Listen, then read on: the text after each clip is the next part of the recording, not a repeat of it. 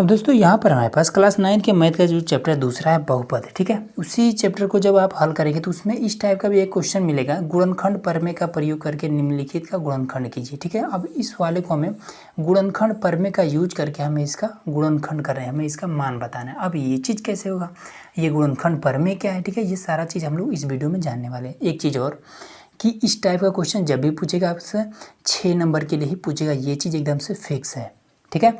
तो चलिए इसको जानते हैं कि कैसे इस पर गुणनखंड प्रमेय को अप्लाई करना है, ठीक है। सबसे पहला काम हमें लास्ट वाले को देखना है, ठीक है। तो लास्ट में क्या है, एक है, एक का गुणनखंड क्या क्या हो सकता है, एक गुणे एक ही होगा, ठीक है। मतलब कि माइनस का एक हो जाएगा या फिर आप प्लस का एक ले सकते हैं, ठीक है। मतलब दो ही गुणनखंड होगा, चाहे देखिए एक गुणे एक गुणे मतलब चाहे जितना बार करिए आपका आएगा एक ही, ठीक है। एक का गुणनखंड आपका एक ही होता है, ठीक है। तो एक को आप या तो आप प्लस में ले सकते हैं या फिर आप माइनस में ले सकते हैं, ठीक है। यही दो आप ले सकते हैं और कुछ भी नहीं, ठीक है। तो चलिए हम क्या करते हैं कि इसमें एक को इसमें रख कर के देखते हैं कि किसके वजह से इसका मान पूरा हो जाता है 0, ठीक है। तो हम क्या करते हैं कि प्लस वाला लेते हैं, ठीक है, क्योंकि हमने ऑलरेडी करके देखा है तो प्लस वाले से ये 0 हो जा रहा है, ठीक है। तो हम सब में y है तो लिखेंगे y प्लस का 1 बराबर में लिखेंगे 0। अब इसको इधर भेज देंगे तो y बराबर में माइनस का 1 हो जाएगा, ठीक है। अब क्या करेंगे कि -1 को हम यहाँ पर रखेंगे तो यहाँ पर हो जाएगा 2 और y के स्थान पर -1 घात में 3, फिर उसके बाद से अब यहाँ पर तो माइनस का 1 घात में 2, फिर यहाँ पर 2, फिर माइनस का 1 और माइनस का यहाँ पर 1, ठीक है। अब देखिए घात में अगर कोई विषम संख्या हो जो 2 से ना कटे तो ये आपको क्या हो जाएगा, इसका माइनस कभी भी ख़त्म नहीं होगा, तो -1 गुणे 2 आपका हो जाएगा 2 माइनस का, फिर यहाँ पर सम है 2 से इसको अगर काटेंगे भाग करेंगे तो ये कट जाएगा, इसलिए आपका ये भी ख़त्म हो जाएगा, तो प्लस का 1, फिर यहाँ पर प्लस का 2, फिर ये वाला माइनस का 1, ठीक है। अब देखिए इससे आपका ये कट जाएगा, इससे आपका ये कट गया, आपका आ गया 0, ठीक है। तो हमने y प्लस 1 की वजह से इसका मान क्या हमें मिल चुका है, 0 मिल चुका है, ठीक है। तो हम कहेंगे कि y प्लस 1 इसका एक गुणनखंड है, ठीक है। इसके घात में जो बड़ा घात है वो आपका 3 है, मतलब कि इस तरीके का कुछ 3 आपको गुणनखंड देखने को मिलेगा, जिसमें से एक गुणनखंड ये हमें मिल चुका है। तो अब क्या करेंगे, सिंपल इसी को उठाएंगे और इसमें हम भाग कर देंगे, ठीक है। तो देखिए इसको करते हैं, y प्लस का 1 और 2y की घात में 3 प्लस में y का स्क्वायर माइनस का 2y माइनस का 1, ठीक है। चलिए इसको भाग करते हैं। अब देखिए ये चीज़ समझिए कि आपके पास है, ये चीज़ हमें मतलब दूसरे के पास है, ठीक है। तो हमें क्या करना है कि अपने पास जो भी चीज़ है उसको हमें दूसरे वाले के बराबर में करना है, ठीक है। तो हमारे पास क्या है, केवल y है, दूसरे के पास में क्या है, 2 भी है, मतलब हमारे पास 2 की कमी है, तो जो कमी है वो हम यहाँ पे लिखेंगे, ठीक है। उसके बाद से एक हमारे पास y है, यहाँ पर घात में 3y है, तो कम कितना है, 2 और y चाहिए, तो y का स्क्वायर कर देंगे, ठीक है। इसका गुणा इसके साथ कर दीजिए, आपका हो जाएगा 2y का क्यूब हो जाएगा, ठीक है। इसका गुणा फिर इसके साथ कर दीजिए 1 का, तो ये कितना हो जाएगा, प्लस का 2y का स्क्वायर।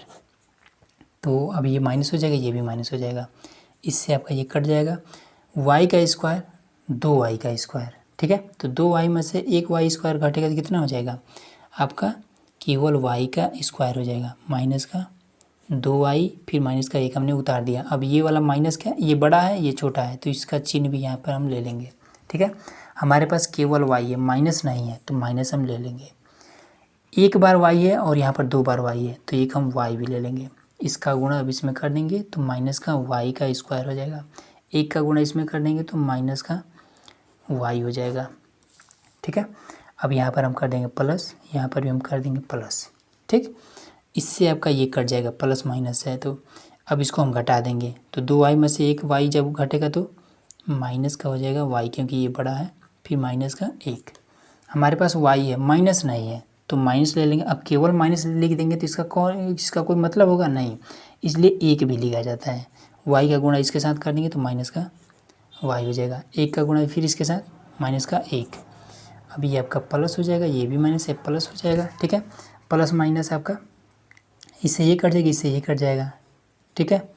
तो इस तरीके से यहाँ पर आपको कुछ नहीं मिलेगा। ठीक, अब कुछ नहीं मिलेगा तब हम कहेंगे कि इसमें यहाँ से हमें और भी वैल्यू मिल सकता है, और भी गुणनखंड मिल सकता है। ठीक है, अगर शेषफल आपका यहाँ पर कुछ बच जा रहा है तो समझिएगा कहीं ना कहीं इसमें भाग में गड़बड़ हुआ है। ठीक है, कभी भी नहीं बचेगा। तो चलिए अब इसका सिंपल आपको गुणनखंड कर देना है।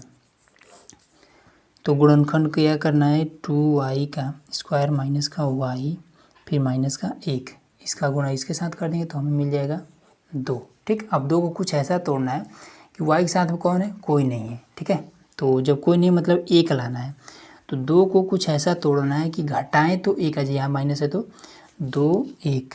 ठीक है, 2 का गुणा करेंगे तो क्या आ जाएगा, यहाँ पर 2 आएगा और घटाएंगे तो आपका 1 आ जाएगा। तो यही आपका हो जाएगा। तो लिखेंगे 2y का स्क्वायर, माइनस है तो माइनस लिख लेंगे, फिर 2y फिर माइनस का y फिर माइनस का 1। अब यहाँ पर आपका हो जाएगा 2y का स्क्वायर माइनस में 2y प्लस में y माइनस का 1।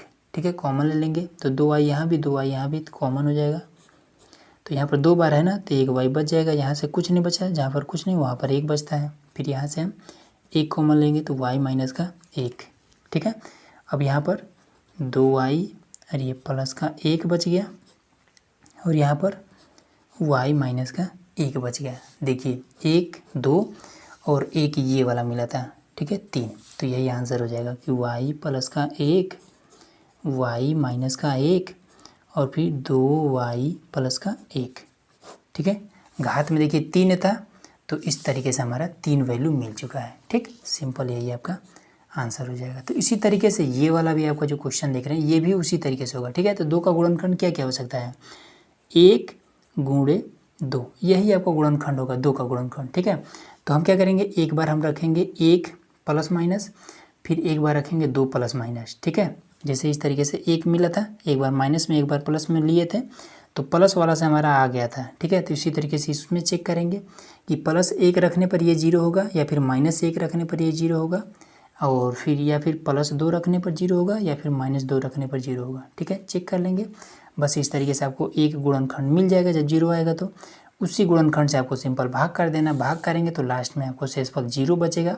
अब जब 0 बचेगा तब यहाँ पर आपको जो भागफल मिले, शेषफल 0 बचेगा, भागफल का हमें गुणनखंड कर देना और आपका सिंपल 2 आंसर आ जाएगा। तीसरा आंसर यहाँ पर दिया ही था। तो इस तरीके से आपका टोटल फाइनल आंसर आ जाएगा। ठीक है, उम्मीद है कि ये सारा चीज़ आपको इजीली समझ में आ गया होगा। तो चलिए मिलते हैं नेक्स्ट वीडियो में।